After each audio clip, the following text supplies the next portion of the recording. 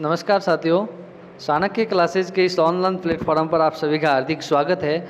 आपको पता होगा कि चाणक्य क्लासेज के द्वारा विभिन्न समय समय पर आपको कृषि विज्ञान से संबंधित टॉपिक पर वीडियो बनाई जाती है। इसी कड़ी में आज हम समझेंगे कि कंपोस्ट क्या है और कंपोस्टिंग की प्रक्रिया क्या है।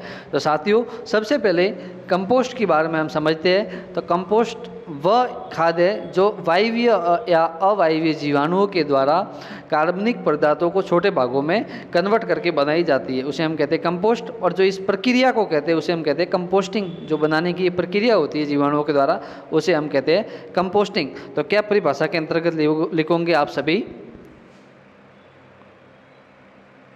वायवीय एवं अवायवीय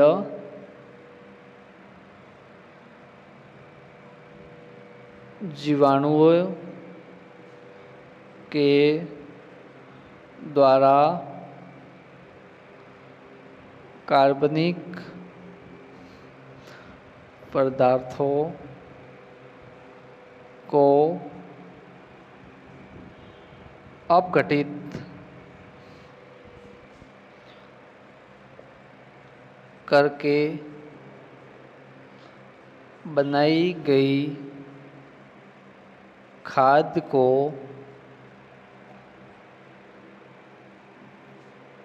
कंपोस्ट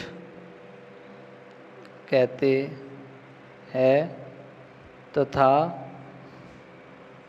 इस प्रक्रिया को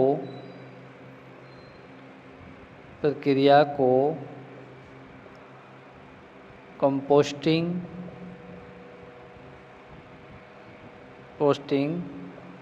कहते है।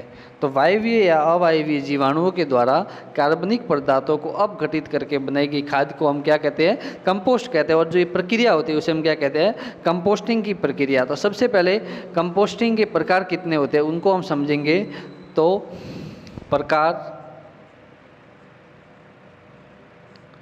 सामान्यतः कंपोस्टिंग के दो प्रकार होते हैं। पहला होता है फार्म कंपोस्ट। तो साथियों, इसको समझने से पहले आपको बता दूं कि फार्म कंपोस्ट कैसे बनता है। तो जो अपने खेत पे कूड़ा करकट है या फिर खरपतवारों के पौधे हैं या फिर जो पशुओं का जो बचा हुआ चारा होता है, उन सभी को मिला के जो बनाई जाती है खाद, उसे हम कहते हैं फार्म कंपोस्ट।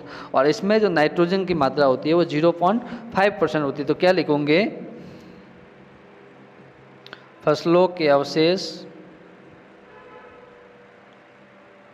अवशेष खरपतवारों के पौधे व पशुओं का बचा हुआ चारा आदि से बनाई गई खाद। ठीक है। इसमें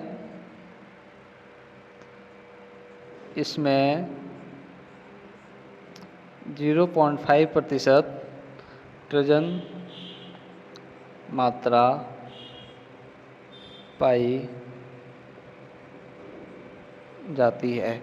तो फार्म कंपोस्ट में यानी कि पशुओं का चारा है या फसल के अवशेष या खरपतवारों के पौधे जो उनते उनको मिला के जो भी अपने खाद बनाई जाती है उसे हम फार्म कंपोस्ट कहते हैं। ये भी जो आवश्यक चीज़ें होती है फार्म कंपोस्ट की, वो अपने खेत पे अपने को उपलब्ध हो जाती है। और उसमें जो नाइट्रोजन की मात्रा होती है वो 0.5% के आसपास पाई जाती है। सेकेंड जो कंपोस्ट का प्रकार है वो है अपने शहरी कंपोस्ट। शहरी कंपोस्ट। अब शहरी कंपोस्ट में क्या होता है साथियों? शहरी कंपोस्ट में जो शहर का कूड़ा करकट है या मनुष्य का मल वगैरह है जो गैर के माध्यम से, या फिर जो कूड़ा करकट जो सब्जियों के अवशेष है या फिर जो कचरा होता है हम कचरा पात्र में डालते हैं, जो डंपिंग यार्ड तक जाता है, उससे जो अपने कंपोस्ट बनाई जाती है उसे हम कहते हैं शहरी कंपोस्ट। उसकी जो आवश्यक चीज़ें होती है वो शहर में उपलब्ध हो जाती है। तो क्या लिखोगे? शहर का कूड़ा करकट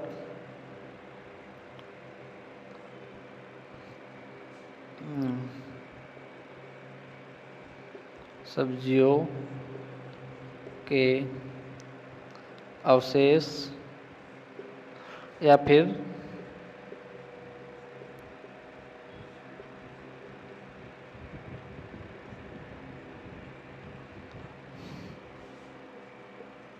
से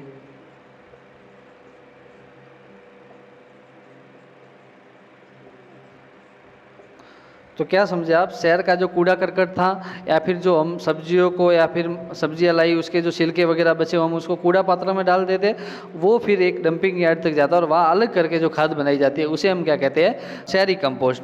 अब इसमें जो नाइट्रोजन की मात्रा होती है वो फार्म कंपोस्ट से ज़्यादा पाई जाती है। इसमें 1.5% नाइट्रोजन की मात्रा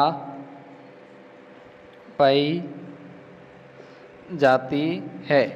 तो हम क्या समझे कि जो शहरी कंपोस्ट होता है वो फार्म कंपोस्ट से बढ़िया होता है और उसमें पोषक तत्वों की मात्रा अपने को ज़्यादा मात्रा में मिलती है। नेक्स्ट है अपने कंपोस्ट बनाने की विधियाँ। कंपोस्ट बनाने की विधियाँ। कंपोस्ट बनाने की विधियों में सबसे पहला है अपने वो इंदौर विधि।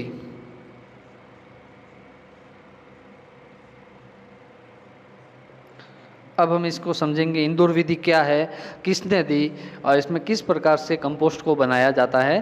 तो इसके सबसे पहले जो खोजकर्ता जिन्होंने इनको दी वो खोजकर्ता थे अल्बर्ट हॉवर्ड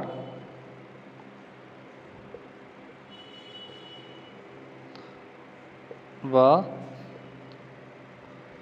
यशवंत डी। इन दो वैज्ञानिकों ने ये जो इंदौर विधि थी इसकी परिकल्पना की व कंपोस्ट बनाने की विधि सबसे पहले इन्होंने दी। ये किस जगह पे दी थी, तो इसकी बात है इंस्टीट्यूट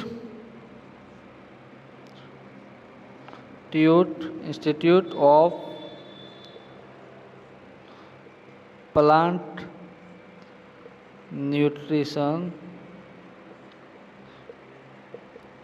इंदौर में 1920 से 31 के मध्य दी गई थी। जो ये अपने इंदौर विधि है अल्बर्ट हॉवर्ड व यशवंत डी यार्ड के द्वारा इंस्टीट्यूट ऑफ प्लांट न्यूट्रिशन जो इंदौर में संस्थान है उसके अंतर्गत 1920 से 31 के मध्य दी गई थी। अब इसमें ये किस प्रकार की विधि है, तो यह वायवीय विधि है। यह वायवीय एवं ढेरी विधि है। ढेरी यानी कि इसका एक ढेर बनाने के बाद कंपोस्ट बनाई जाती, ढेरी विधि है। नेक्स्ट बात है इसमें कंपोस्ट को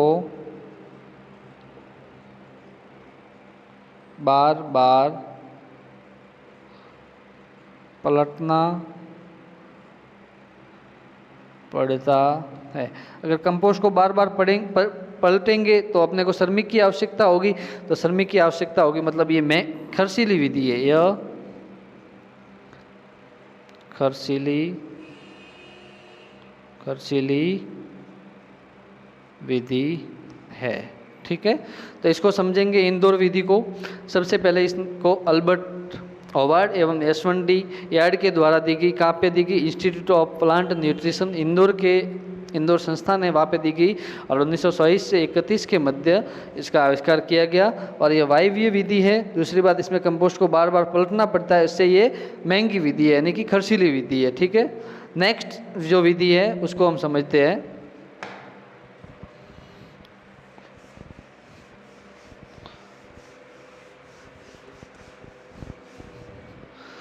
नेक्स्ट जो विधि है वो है बेंगलोर विधि। दूसरा बेंगलोर विधि। तो सबसे पहले इसके खोजकर्ता, तो बेंगलोर विधि के खोजकर्ता थे वो CN आचार्य थे, जिन्होंने ट्रांस विधि भी दी थी, आचार्य।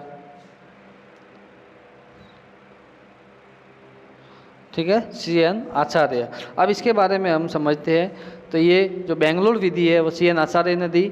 अब इसमें जब कंपोस्ट हम बनाते तो ये एक अवायवीय विधि है, यह एक अवायवीय विधि है। अवायवीय विधि का मतलब इसमें खड्डों में खाद तैयार की जाती है। दूसरी बात, कंपोस्ट को बार बार पलटना नहीं पड़ता है, इसमें नहीं पड़ता है। अतः इसमें श्रमिकों की कम आवश्यकता होती है, श्रमिकों की कम आवश्यकता होती है। और लास्ट बात है ये कि शहरी कंपोस्ट बनाने के लिए सबसे उपयुक्त है, शहरी कंपोस्ट बनाने के लिए सबसे उपयुक्त है। ठीक है, उपयुक्त है। जो शहरी कंपोस्ट हम बनाते हैं उसके लिए जो सबसे उपयुक्त विधि है वो बेंगलोर विधि है, यानी कि बेंगलोर विधि के द्वारा ही शहरी कंपोस्ट को हम ज़्यादातर तैयार करते हैं। तीसरी जो विधि का प्रकार है उसे हम कहते हैं नेडेप विधि। नेडेप विधि, इसमें अपने को खोजकर्ता सामान्य याद रखने हैं। इसके जो खोजकर्ता वो थे नाडेप काका, नाडेप काका, जिसे हम सामान्य पंडरी पांडे, इनका जो प्रॉपर नाम था, मूल नाम पंडरी पांडे, उससे भी जानते हैं पंडरी पांडे। और कहाँ के थे ये? महाराष्ट्र के थे, महाराष्ट्र के थे। और ये विधि भी वायवीय प्रकार की विधि है। यह वायवीय प्रकार की विधि है। ठीक है, तो नेडेप विधि की बात करें तो नेडेप एक सामान्य किसान थे, नाडेप काका, जिन्होंने खाद बनाने या कंपोस्ट बनाने की एक विधि प्रतिपादित की, जिसे हम नाडेप विधि कहते हैं। जो नेक्स्ट विधि का प्रकार है चौथा, वो है एडको विधि। एडको विधि, अब जो इसके खोजकर्ता थे या जिसने दी थी उनका नाम है अर्सिसन व रिचर्ड। ठीक है, अब इसका नाम जो एडको नाम पड़ा वो एडको, तो इसमें क्या करते हैं, इसमें कंपोस्ट बनाने के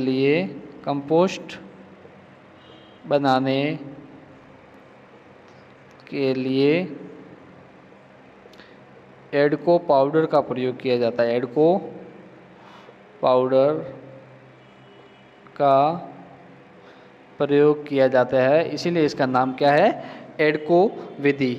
और लास्ट जो विधि का प्रकार है पांचवा, वो है कोयम्बटूर विधि।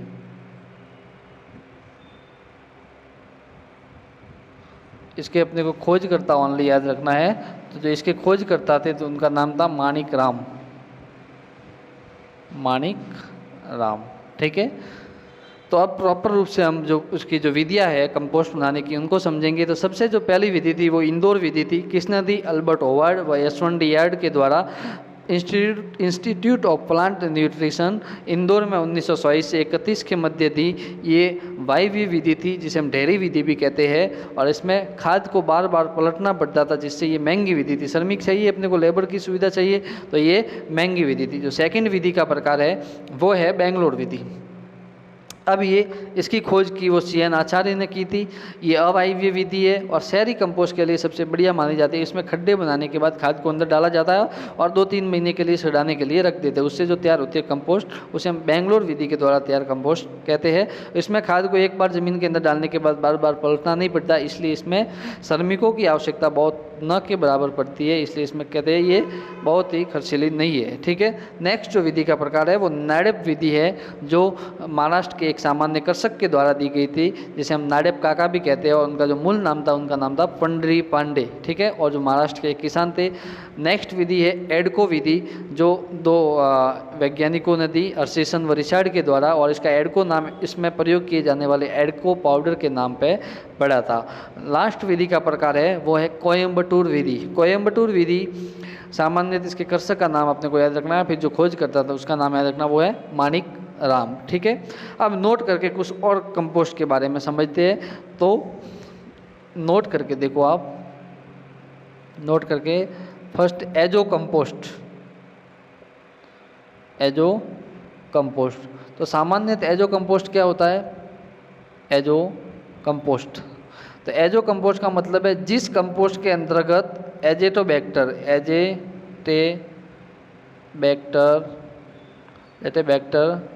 का प्रयोग किया जाता है उसे हम कहते हैं एजो कंपोस्ट। यानी कि एजो कंपोस्ट जो जीवाणु है जो नाइट्रोजन का स्थिरीकरण करते हैं उसका प्रयोग अगर हम कंपोस्ट के साथ करते हैं तो उसे हम कहते हैं एजो कंपोस्ट। सेकंड जो कंपोस्ट का प्रकार है वो है सुपर कंपोस्ट। सुपर कंपोस्ट, अब ये सुपर कंपोस्ट क्या होता है? तो इसमें एसएसपी का प्रयोग करते हैं। एसएसपी का मतलब सिंगल सुपर फास्फोट, यानी कि जो सिंगल सुपर फास्फोट उर्वरक होता है उसका कंपोस्ट के साथ प्रयोग करना, उसे हम कहते हैं सुपर फास्फोट। ये कृषि विभाग के द्वारा भी खड्डे बनवा के इस एसएसपी के कट्टे दिए जाते हैं तैयार, और इसमें सरकार के द्वारा अनुदान भी दिया जाता है और कंपोस्ट तैयार करवाई जाती है, और ये भी उर्वरक के रूप में बहुत बढ़िया काम करती है कंपोस्ट। अब एसएसपी क्यों डालते हैं? क्योंकि एसएसपी में फास्फोरस 16% होता है, इसमें सल्फर 12% होता है, इसमें फिर कैल्शियम होता है 18-19% के आसपास। ठीक है, तो मैग्नीशियम होता है इसमें 4% के आसपास। तो ये सभी पोषक तत्व उस कंपोस्ट के साथ भी मिल जाते हैं, इसीलिए हम इस एसएसपी का प्रयोग करते हैं। ठीक है, नेक्स्ट है एक तीसरा नाइट सॉइल। नाइट सॉइल क्या होता है? तो नाइट सॉइल जो मनुष्य का मल होता है उससे जो खाद तैयार की जाती है उसे हम कहते हैं मनुष्य के मल से तैयार खाद, उसे हम सामान्यतः नाइट सॉइल कहते हैं, और इसमें नाइट्रोजन की मात्रा होती है वो 5% के आसपास पाई जाती है। तो अपने को ये थोड़ी सामान्य जानकारी थी कंपोस्ट के बारे में, वो याद करनी है। ठीक, धन्यवाद।